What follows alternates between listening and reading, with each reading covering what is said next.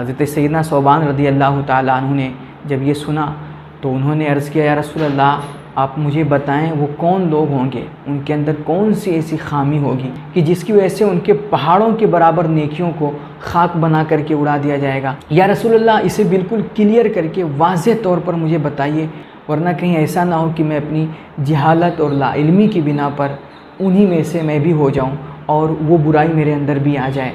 तो मुस्तफ़ा करीम सल्लल्लाहु अलैहि वसल्लम ने इरशाद फरमाया, सौबान, वो तुम्हारे ही भाइयों में से होंगे, तुम्हारी ही कौम से होंगे, और वो भी रातों को ऐसी ही इबादतें करेंगे जैसे तुम लोग करते हो, यानी बड़े नेक, बड़े परहेज़गार, बड़े मुत्तकी लोग होंगे। मगर उनके अंदर एक कमी होगी कि जब वो तन्हाई में होंगे, अकेले में होंगे, तो वो काम करेंगे जिनको अल्लाह रब्बुल इज़्ज़त ने हराम कर दिया है, यानी कि वो अकेले में गुनाह करेंगे, तन्हाइयाँ उनकी पाक नहीं होंगी।